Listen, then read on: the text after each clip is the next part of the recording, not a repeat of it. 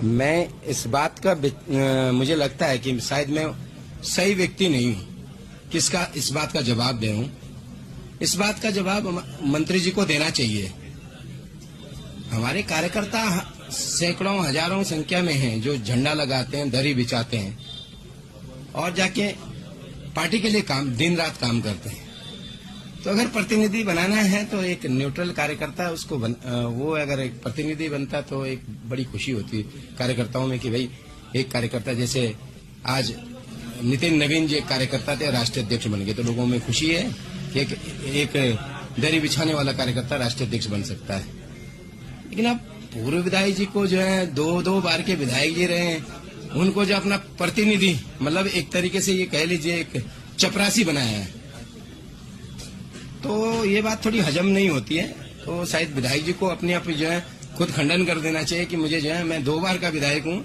विधायक अपने आप में एक अपनी अलग प्रोटोकॉल है, भले वो पूर्व है लेकिन 2 बार के विधायक हैं और उनको प्रतिनिधि उनको जो अगर वो बनाया जा रहा है मतलब प्रतिनिधि बनाया जा रहा है तो मंत्री जी को एक बार हो सकता है मंत्री जी से कोई मिस्टेक हुई हो या उन्होंने देखा नहीं हो किसी मंत्री जी को आप पर भरोसा नहीं होगा क्योंकि उनके कार्य आपके वहाँ उनके मंत्रालय के कार्य वहाँ पर बढ़िया नहीं आप कर पा रहे होंगे,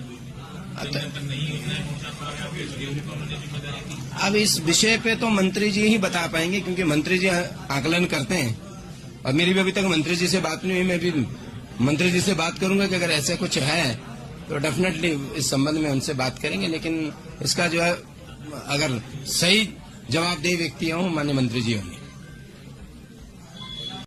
देखिए ये बड़ा दुर्भाग्य है, अंधे के हाथ बटेर लेके कैबिनेट मंत्री श्रीमान सुबोध नियाल जी उनके घर के बाहर बैठ गए धरने पे और कहा कि मेरे को जाति सूचक शब्दों से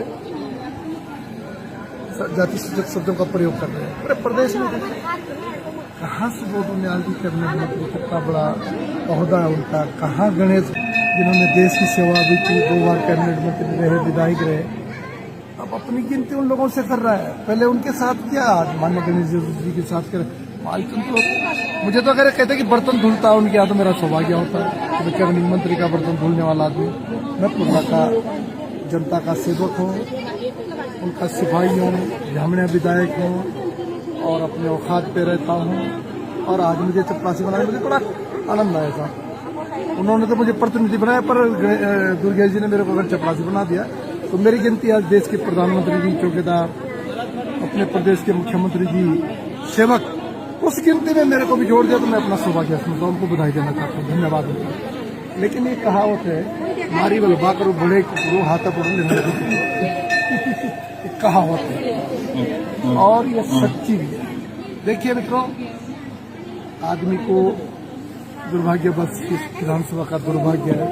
जो व्यक्ति जाति को नहीं पहचानता, जो व्यक्ति छोटे को नहीं पहचानता, जो व्यक्ति बड़े को नहीं पहचानता, जो हमारे देवी देवताओं को नहीं मानता है, हमारे लोगों को नहीं मानता, बूढ़ा कौन है, जवान कौन है, क्या किस ढंग से बोला जाए, किसी को वो इस समय राजा है, प्रदेश का नहीं देश का राजा है, तो इस समय उसकी राजशाही चल रही है। कितने दिन चलेगी है मुझे मालूम। आज बड़ी पदोन्नति मिली है, बहुत बड़ा पद मुझे मिला है। मैं दुर्गेश जी का शुक्रगुजार हूँ जी। एक तरफ देश के प्रधानमंत्री और देश के चौकीदार हैं जी, एक तरफ अपने मुख्यमंत्री जी धाकड़ धाम जिनकी कृपा से ये प्रदेश आगे बढ़ रहा है जी, वो प्रदेश के सेवक हैं जी।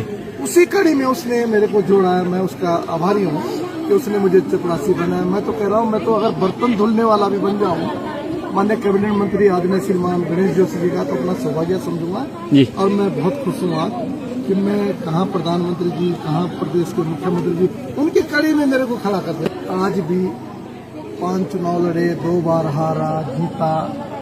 मैं आभारी हूँ माननीय गणेश जोशी जी का, कैबिनेट मंत्री है जो उन्होंने मुझे इस काबिल समझा जी कि मुझे चपरासी दुर्गेश जी के कहने पे बनाया कि चपरासी का मुझे तोहफा मिला, तो मैं आभारी हूँ।